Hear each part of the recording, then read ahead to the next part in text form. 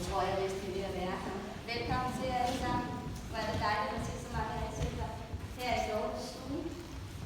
Ja, det er Dortes stue, I tror det i, og det er også en del af Jul for Krisecenter. Jeg hedder Dorte, og min gruppe hedder Dorte.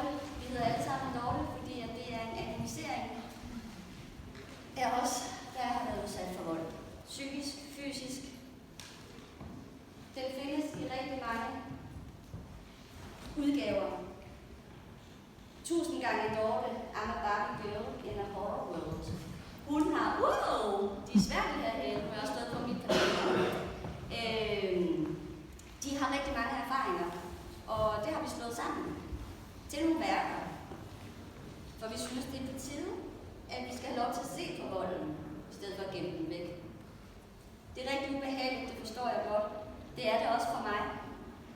Og det er det også for resterende Dorter i vores samfund. At stå her og fortælle om, hvor grumt det kan blive at være, og egentlig også er. Vi har brug for, at der er nogen, der vil kigge lidt mere nænsomt og empatisk og anerkendende på os, frem for at skylde os for, at vi ikke sagde nej højt nok. Eller så skulle du jo bare være gået, så var der aldrig nogen, der har løbet efter dig, for at jagte dig i helvede. Det vil aldrig være sket, fordi det er så nemt at gå fra en voldsmand. Det er nemt at gå på voldsmanden. Det er i hvert fald den opfattelse, man har.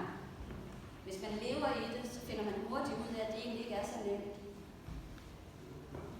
Der er gaslighting, du bliver manipuleret med. Du får også lov til at tro på ting, som du egentlig ikke tror på normalt. Og du finder også lige pludselig ud af, at årene efter, så er du ikke den samme person længere. De der grænser, du engang havde, de findes slet ikke mere. Fordi du er vant til, at de bliver overtrådt gang på gang. Så kommer man lige pludselig måske på et krisecenter, og så får man at vide, at nu skal du finde en grænser. Du skal sørge for at sætte dem. Og så begiver man måske ud i livet igen, og tænker, nu er jeg stærk nok. Nogle gange handler det faktisk ikke om at være stærk nok. Det handler bare om at undgå de rigtige mennesker. Det er ikke fordi, at Dorterne de skal lære at gå udenom volden. Nej, vi skal lære at se den for at gå udenom den. Og det er også det, vi skal lære samfundet. For vores erfaringer skal vi også bruge til noget. Og trods der er ikke nogen, der vil lytte, og trods alle synes, det er for ubehageligt, Dorte døde natten til julen. Og alligevel så var der en juledug, som aldrig blev brugt. Nu har vi Dorter rullet os ind i juleduen. Og vi har taget plastikposerne på os. Plastikposer, som jo ellers skulle have indeholdt gavepapiret. Hvad de her fine julegaver, der ligger under træet og venter spændt på at blive splittet fra hinanden, fordi der ligger et håb derinde med glans. Håbet svinder bare hurtigt ind. Juleaften kommer aldrig op at stå. Juleduen blev aldrig lagt på bordet. Men nu er vi Dorte rullet ind i den. Dorte er vant til at finde sig i hvad som helst. Og hun er også klar over, at hun udstilles og udsættes for rigtig meget. Og det er så også lige meget, hvad hun selv siger og synes om det, fordi det handler bare om at holde tungen lige i munden, og så komme igennem det. Hvad var det, jeg havde sagt med det?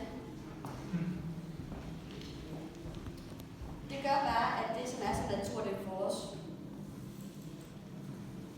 som er så unaturligt for jer, der ikke lever i volden, at vi har svært ved at slippe den også. Så nogle gange gennem et traumebånd, kort fortælling om traumebånd, det er navlesnoren mellem mor og barn. Der er et bånd, der er svært at bryde. Fordi alt det her ubehagelige noget, der er vendt mig så meget til, så det blev rigtig sikkert for mig. Jeg ved lige præcis, hvad han gør. Jeg ved lige præcis, hvornår det er slut. Jeg ved lige præcis, hvor meget jeg skal bide i mig og holde til. Og jeg ved også lige præcis, hvor længe jeg skal lægge stille, før han giver op. Når jeg kommer i nærheden af noget hjælp, så får jeg smidt alle de her brochurer i hovedet. Brochurer, som indikerer, at her er hjælp at hente. Virkelig god hjælp. Altså det er folk med viden, der sidder her og hjælper dig. Og måske ikke alligevel. Det er måske bare noget, vi siger, fordi det lyder bedre. Det er ikke alle, der arbejder med vold, der har erfaring med håndtere vold, eller de voldsofrene. Og det mærker vi som offer rigtig meget. Vi får rigtig mange klistermærker på os. Fremmedgør, forældrefremmedgørelse. For eksempel. Når det er, vi prøver at fortælle, at vores børn er udsat for vold. Det gjorde vi også, der var ikke nogen, der hørte på os. Vi er jo voksne mennesker, vi kan jo selv trappe ud af det. Det kan børnene bare ikke. Og selvom at vi råber og har beviser på, hvor meget vores børn egentlig skal gå igennem, og man tænker, en gang kunne det være rigeligt, så er det igen ikke rigtigt. Og kommunerne reagerer ikke. Kommunerne pusser deres røv. Alle de her mennesker i uniformer, stjerner på skulderen, de pusser bare deres røv. Måske så har de også slugt lidt glimmer, så lorten ser pænere ud. Alle de beviser, som Dorten hun havde, de er nemlig faret ikke under tæppet nu, og ellers er der også sket noget af en IT-fejl. Og ellers så blev den der sagsbehandler bare fyret, fordi at det var sgu ikke så smart, der kunne sgu mange lort frem. Det kan vi ikke lige at se på. Det gemmer vi væk. Vi ansætter en ny, hun er fyret. Så kører vi den samme tone igen, og så kan vi jo så se, hvor længe der går med det. Og det er noget af det, Dorte hun mærker. Hun mærker, hvor længe der går. Og der er gået flere år nu, og hun har stadig ikke fået hjælp. Hendes børn har heller ikke fået hjælp. Forestil jer, hvordan det er for Dorte, og skal give hendes børn væk til en voldsmand, og hun ved nøjagtigt, hvad der kommer til at ske. Bare forestil jer det. Er det ikke usmageligt? Det bliver en svær svigtblad. Det bliver en svær fedtklump at sluge. Det er ikke altid lige så nemt, som det ser ud. Og her der ser det måske også sjovt ud, her på borgen. På den her kuffert, der står og er pakket, men den Dorte hun får den aldrig med. Et liv, og pakke et liv ned. Hvad er det væsentligste? Hvad er vigtigt at få med? Børnene. Jeg er blevet bildet ind, at hvis bare jeg har børnene, så skal der nok være alt muligt andet, der skal hjælpe os. Vi kan godt få en tandbørste. Vi kan måske også godt få en seng, altså hvis der er nogen, der tror på, at det er vold, vi er udsat for. Det er jo ikke altid, det er sådan. Altså, nogle gange er vi bare hysteriske. Ja.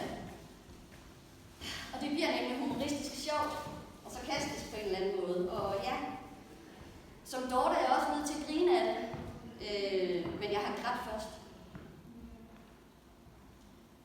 Jeg synes, det er usmageligt, at vi er så gode til at bringe succeserne frem på vores læber.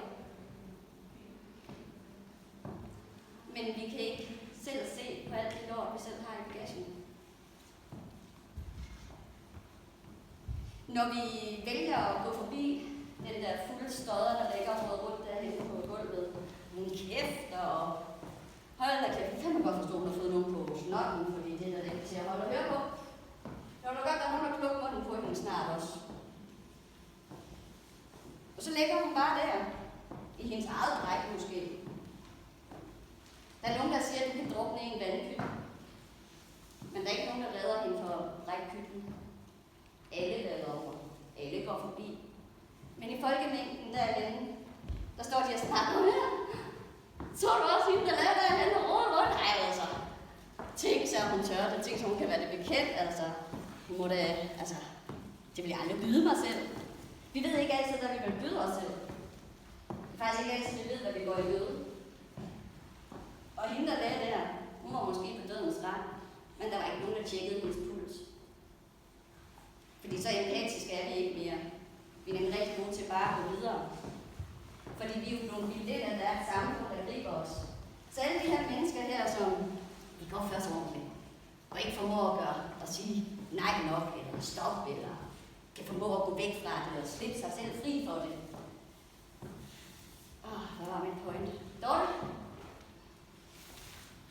Der var min point. Jeg har snakket om brochurer. Det er tit lidt om alle de her brochurer, vi bare får slidet ud i hovedet. Brochurer, hvor vi får rigtig meget viden i, og det lyder også professionelt. Det lyder rigtig trygt. Det lyder rigtig rart. Gud, tænk så jeg kan se en fremtid for mig. Måske er der alligevel nogen til at gribe mig.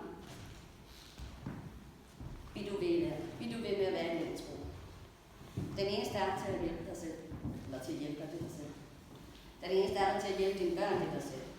Fordi den der person, der ligger og roder rundt, hvor de der mennesker der skulle komme og tage sig af den, for det hører vi om i medierne, vi hører det på fjernsynet. Og der er jo alt, der bliver jo altid taget hånd om det her i Danmark.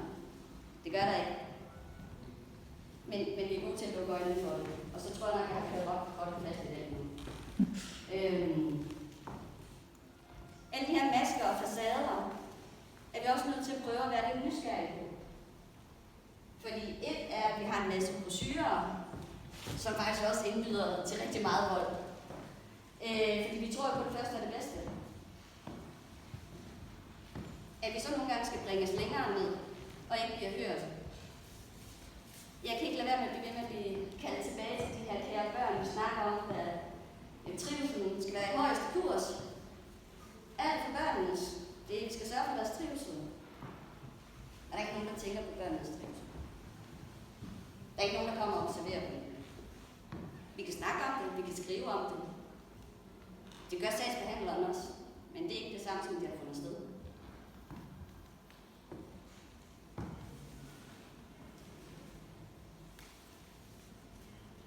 Hvis ikke vi hjælper Dorte, hvis ikke du hjælper Dorte, hvis du bare træder henover, hvem hjælper Dorte? Hvem hjælper så Dorte? Dem i fjernsynet? Dem med stjernerne på skuldrene? Nej.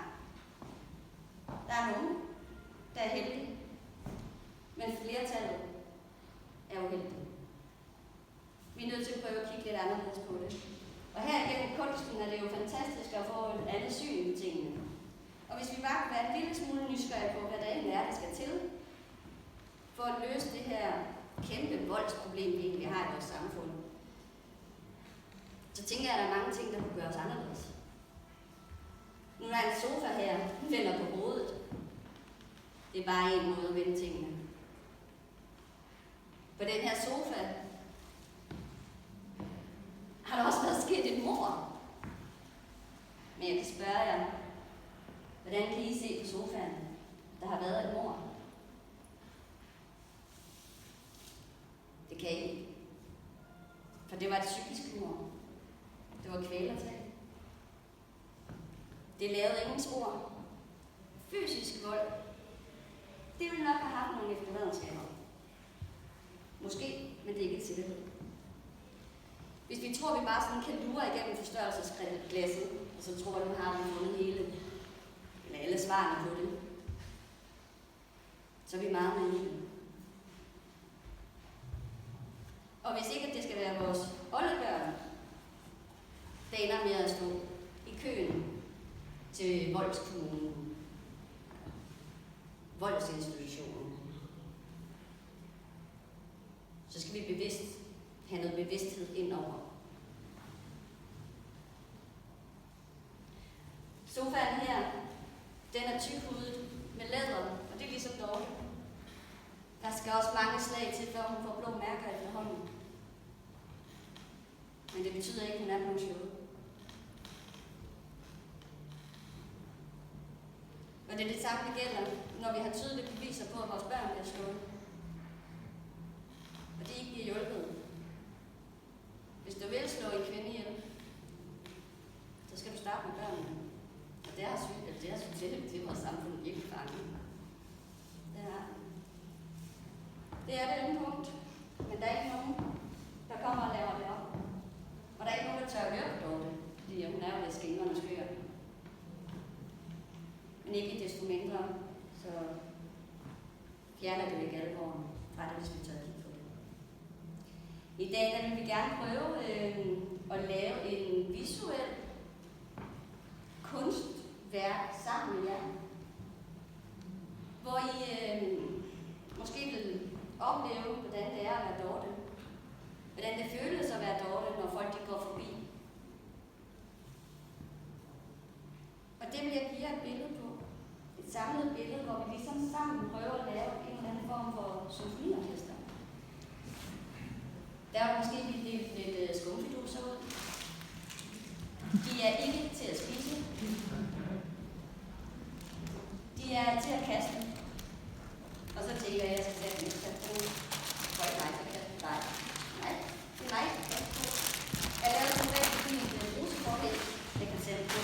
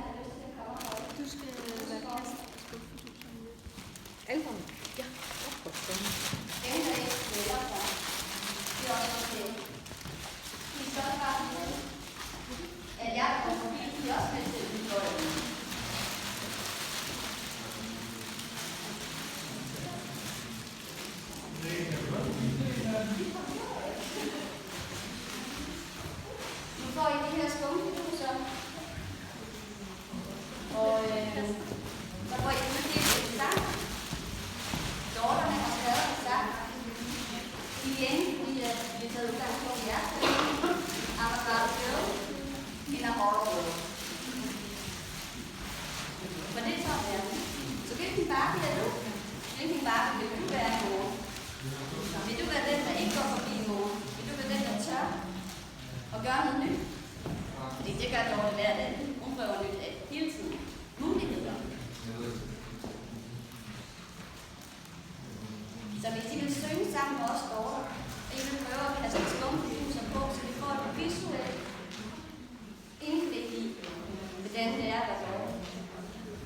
Så vi gør mig en stor tjeneste, for jeg er sikker på, at det er en refleksion, vi tager med jer her bagefter.